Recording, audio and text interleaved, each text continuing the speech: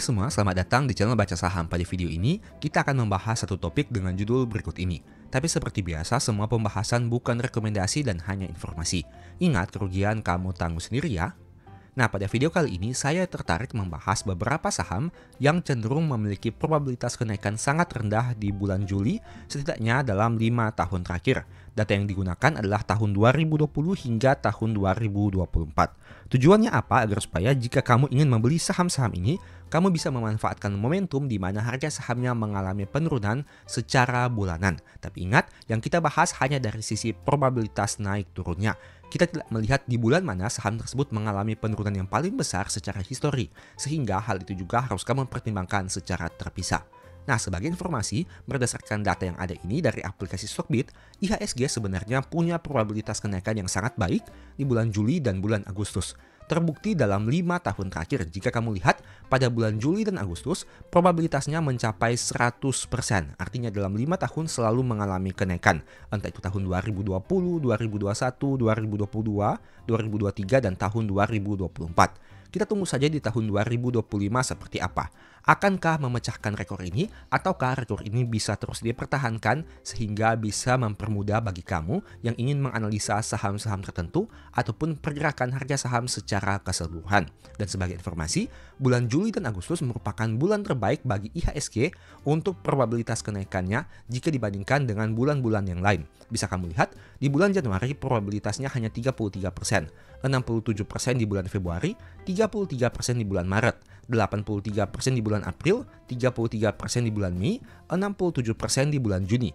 Di bulan Juli dan Agustus 100%. Di bulan September hanya 20%, Oktober 80%, November 40%, bahkan Desember 60%. Bulan Desember biasanya sering kita dengar sebagai bulan window dressing, tapi nyatanya probabilitas kenaikan IHSG secara keseluruhan hanya 60%. Artinya, probabilitasnya lebih besar di bulan Juli dan Agustus, sehingga kamu bisa memanfaatkan 2 bulan ini untuk menghasilkan profit baik itu jangka pendek maupun jangka panjang. Nah, sekarang mari kita bahas saja saham-saham mana yang memiliki probabilitas cukup rendah di bulan Juli untuk sisi kenaikannya. Tapi seperti biasa, ini bukan rekomendasi dan hanya sebagai informasi saja. Oh iya, saya hanya mengambil data berdasarkan kutipan dari aplikasi Stockbit, sehingga untuk validasi kebenarannya silahkan kamu cek lagi di sumber resminya. Sekarang mari kita masuk saja ke dalam nama-nama sahamnya. Saham pertama adalah saham INDF dengan probabilitas yang hanya 20% saja. Artinya dalam 5 tahun terakhir, 4 kali mengalami penurunan dan hanya 1 kali mengalami kenaikan di bulan Juli. Penurunan terbesar adalah 3,5% dan kenaikannya hanya 0,8% di tahun 2024. Sedangkan untuk data setahunnya bisa kamu lihat probabilitasnya 50%, artinya 3 kali naik dan 3 kali mengalami penurunan. Oke, saham berikutnya masih saudara dari INDF yaitu ICBP. Kamu bisa lihat di sini, probabilitasnya juga 20%. Dalam 5 tahun, 4 kali turun, 1 kali naik. Kenaikannya terjadi di tahun 2024 yaitu 6% dan penurunan terbesar di tahun 2022 sebanyak 7,5%. Secara tahunan 50% juga probabilitasnya, artinya 3 tahun mengalami kenaikan, 3 tahun mengalami penurunan. Kenaikan terbesar di tahun 2022 sebanyak 15,2% dan penurunan terbesar di tahun 2020 sebanyak 15,08%. Kita masuk kepada saham ketiga yaitu saham HMSP. Bisa kamu lihat di bulan Juli, probabilitasnya juga 20%. Hanya pernah naik 1 kali di tahun 2020 sebanyak 3,6%. Tapi untuk sisi penurunannya, yang terbesar adalah 13,9% yang terjadi di tahun 2021. Secara probabilitas setahun hanya 17%. Artinya dalam 6 tahun, 5 tahun turun dan hanya 1 tahun mengalami kenaikan. Bahkan penurunannya sangat drastis, mencapai di atas 10% dalam beberapa tahun terakhir. Baik itu tahun 2020, 2021, 2022, dan tahun 2024. Oke, sekarang mari kita masuk kepada saham berikutnya. Setelah HMSP ada saham UNVR. Mari coba kita lihat untuk datanya. UNVR hanya pernah naik di bulan Juli pada tahun 2020 dengan angka 6,3%. Sedangkan penurunan terbesarnya di tahun 2024 sebanyak 19,2%. Jika kamu lihat penurunan terbesar di tahun 2024 ini juga merupakan penurunan terbesar dalam 1 tahunnya. Bisa kamu bandingkan antara data di tahun 2024 untuk bulan Januari hingga bulan Desember dari sisi historikal per bulannya. Nah, secara persentase penurunan terbesar di tahun 2024 jatuh pada bulan Juli juga. Dari sisi tahunannya bisa kamu lihat probabilitasnya hanya 17%. 6 tahun terakhir, 5 tahun turun, dan 1 tahun mengalami kenaikan. Hanya pernah naik 14% di tahun 2022. Selebihnya, penurunan sangat drastis, yakni di atas 10% bahkan mencapai 40-an%. Oke, selain UNVR, ada juga saham JPFA. Mari coba kita lihat di sini. JPFA punya probabilitas 20% di bulan Juli. Hanya pernah naik 15% di tahun 2024, tapi penurunannya 10,5% yang terbesar di tahun 2020. Secara tahunan pernah naik 64% di tahun 2024, tapi pernah juga turun 24% di tahun 2022. Oke, kita masuk kepada saham berikutnya adalah saham LPPF, di mana kamu bisa lihat di sini hanya pernah naik 2,1% di tahun 2024, sedangkan untuk penurunannya mencapai 19,2% di tahun 2020. Probabilitasnya juga hanya 20% di bulan Juli, tapi secara tahunan masih memiliki probabilitas 50%. Artinya dalam 6 tahun, 3 tahun naik, 3 tahun mengalami penurunan. Kita masuk kepada saham berikutnya adalah saham MAPI. Mari kita lihat di sini, probabilitas kenaikannya 20% juga. Kenaikan tertinggi di tahun 2023 dengan angka 17% dan penurunannya 12,18% di tahun 2020. Secara tahunan, probabilitasnya 33%. Dalam 6 tahun terakhir, 4 tahun turun, 2 tahun mengalami kenaikan. Oke, saham berikutnya adalah saham SUPR. Nah, saham ini juga memiliki probabilitas yang rendah di bulan Juli, yakni 20%. Pernah naik 12% di tahun 2024, tapi pernah juga turun 4,1% di tahun 2020. Meski begitu, secara tahunan, SUPR punya probabilitas yang baik secara tahunannya, yakni 83%.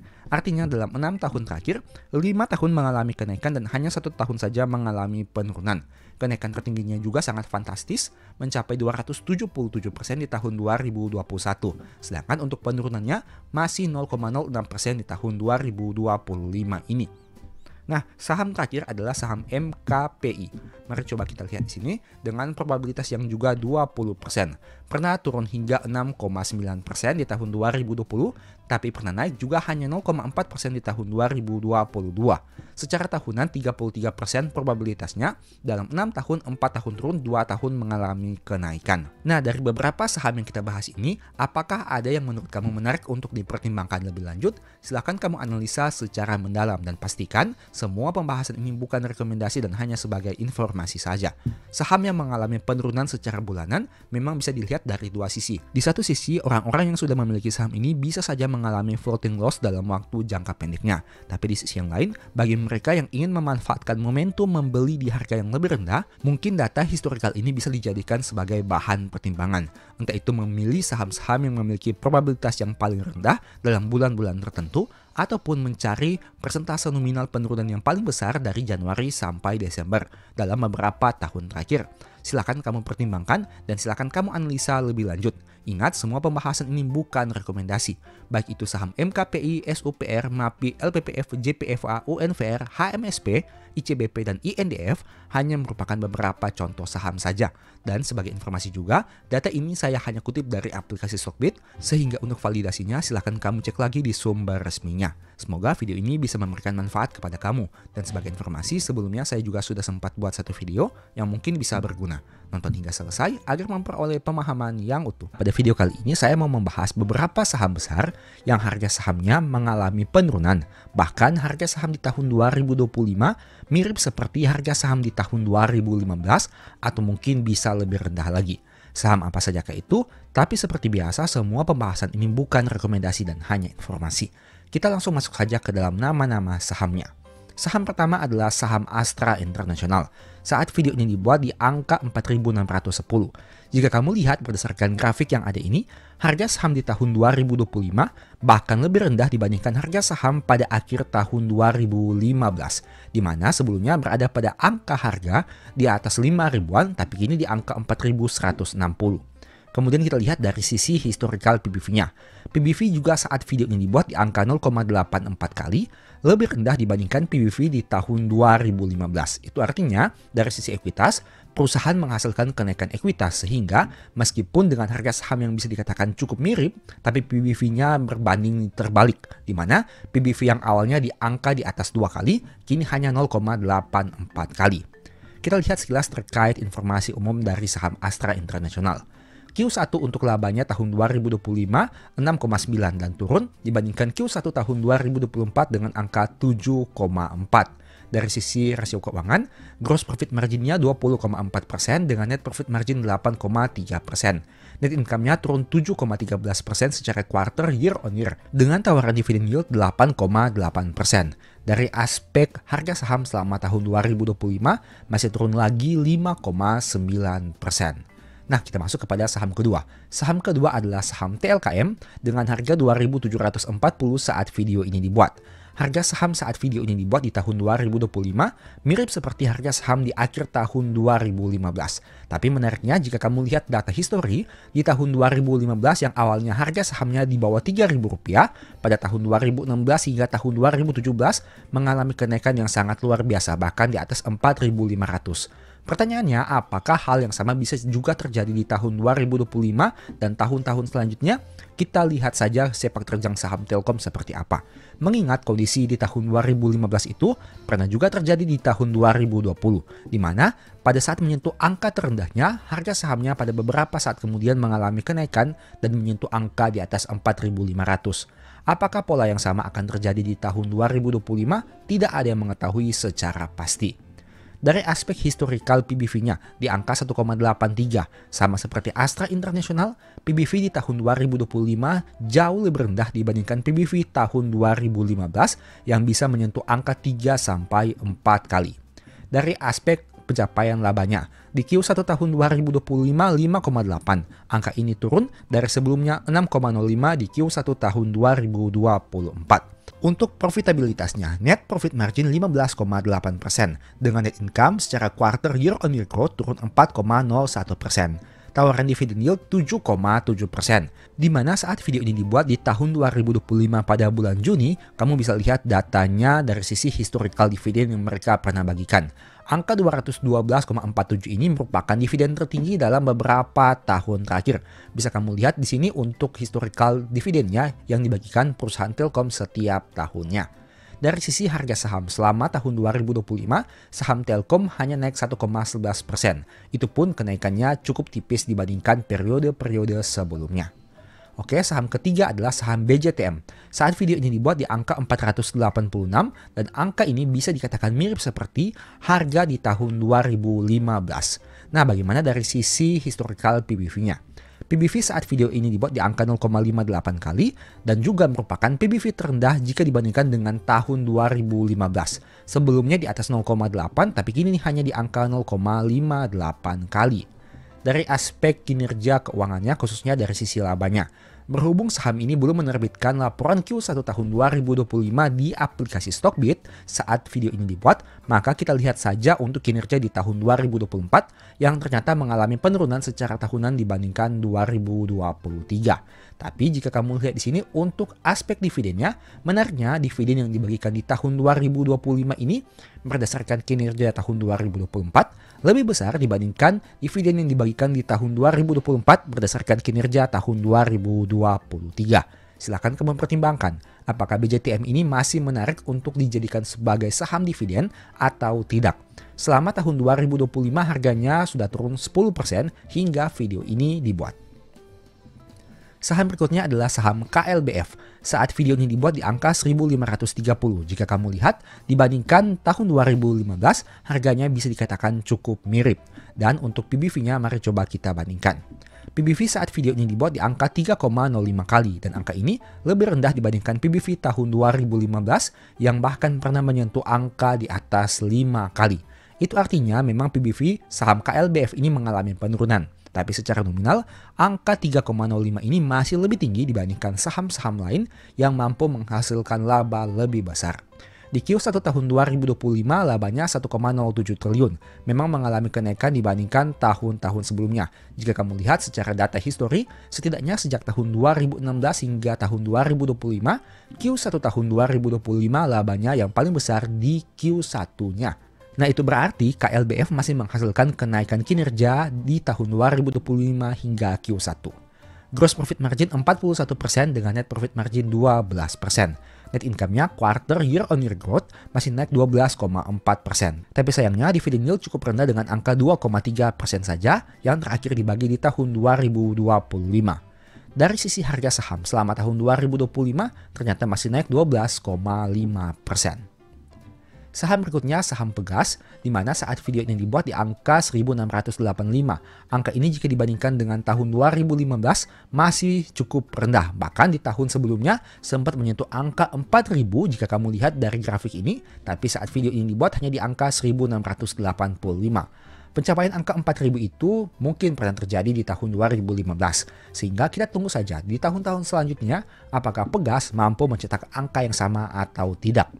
Dari aspek historical PBV, saat video ini dibuat di angka 0,85 kali, dan sama seperti saham-saham sebelumnya, pada tahun 2015 PBV-nya juga lebih tinggi dengan angka 1,5 bahkan bisa lebih tinggi lagi. Dari aspek kinerja keuangannya, di Q1 tahun 2025 labanya 1,01 yang lebih rendah dibandingkan Q1 tahun 2024 dengan angka 1,8. Untuk rasio keuangan, gross profit margin-nya 14,5% dengan net profit margin 6,4%. Net income-nya quarter year on year growth turun 46,5%. Tapi menariknya tawaran dividen yield tinggi dengan angka 10,8%. Untuk harga saham selama tahun 2025 masih naik 5,9%. Nah, dari aspek dividen, saham ini memang menarik. Karena sejak tahun 2020, nominal dividen per share-nya konsisten mengalami kenaikan dari tahun ke tahun. 41 di tahun 2020, 124 di tahun 2022, 141 di tahun 2023, 148 di tahun 2024, 182 di tahun 2025. Tapi sebagai catatan, mereka juga pernah absen di tahun 2021 akibat mengalami kerugian yang terjadi di tahun 2020 dengan nominal 3,8 berdasarkan data yang ada ini. Oke, saham berikutnya adalah JSMR. Saat video ini dibuat di angka 3,8 kali dan angka ini lebih rendah dibandingkan harga saham di tahun 2015. Dari aspek historical PBV, JSMR di angka 0,79 kali. Sama seperti saham-saham sebelumnya, PBV saat video ini dibuat lebih rendah dibandingkan PBV di tahun 2015 yang bahkan menyentuh angka di atas 3 kali. Kita lihat dari aspek labanya. Di Q1 tahun 2025 labanya 927, naik dibandingkan Q1 tahun 2024. Bagaimana jika kita lihat data secara histori yang lebih panjang? Nah, dari data ini bisa kamu temukan sejak tahun 2016 hingga tahun 2025, Q1 tahun 2025 untuk labanya merupakan angka yang paling tinggi. Sehingga semoga saja JSMR mampu meningkatkan labanya di tahun 2025 hingga Q4-nya. Tapi kembali lagi, kita tunggu saja untuk informasi secara detail dan secara realnya seperti apa. Gross profit margin 41% dengan net profit margin 14,3%. Net income-nya quarter year on year growth naik 49%, tapi sayangnya dividen yield tidak terlalu menarik dengan angka 4,1% saja. Dari sisi harga saham di tahun 2025 masih turun 12,2%. Kita lihat sekilas terkait informasi historical dividen saham JSMR ini. Kamu bisa lihat untuk informasi detailnya berikut ini. Ternyata mereka sempat absen membagikan dividen di tahun 2021 dan tahun 2022. Begitu juga dengan tahun 2019. Tapi nominal dividen di tahun 2025 ini jauh naik signifikan dibandingkan tahun 2024. Dan saham terakhir yang ingin kita bahas adalah BBTN. Saat video ini dibuat di angka 1150 dan angka ini mirip seperti harga saham di tahun 2015.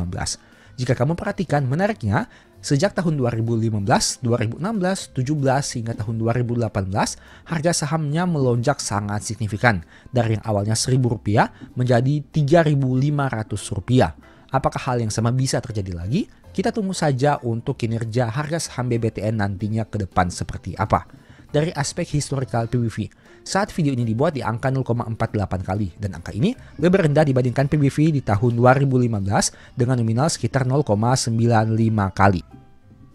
Nah, dari 7 saham yang tadi kita bahas, menurut kamu apakah ada yang menarik? Astra International dengan PBV 0,84 kali, Telkom dengan PBV 1,8 kali, BCTM dengan PBV 0,58 kali, KLBF dengan PBV 3,05 kali, Pegas dengan PBV 0,85 kali, JSMR dengan PBV 0,79 kali, dan BBTN dengan PBV 0,48 kali. Tentunya saham-saham ini mengalami koreksi harga saham dalam jangka panjang. Tapi di sisi yang lain, apakah kamu melihat ini sebagai peluang atau memang sudah sewajarnya harga saham mengalami penurunan? Tentu saja, lakukan analisa lebih mendalam sebelum mengambil keputusan. Karena ingat, video ini bukan rekomendasi dan hanya sebagai informasi saja. Demikianlah pembahasan singkat pada video ini. Selalu ingat bahwa semua saham yang disebutkan bukan rekomendasi dan hanya bersifat edukasi serta informasi. Mohon juga agar dapat mengecek kembali data yang ditampilkan karena bisa saja terjadi kesalahan pengetikan atau pengambilan data. Di video berikutnya ingin dibahas materi apa lagi? Tulis di kolom komentar ya. Sebagai informasi, berikut ini beberapa list ebook baca saham. Pertama, psikologi saham. Kedua, stock for living. Ketiga, strategi nabung saham. Keempat, the stock market. Dan yang kelima, cara cepat analisa laporan keuangan.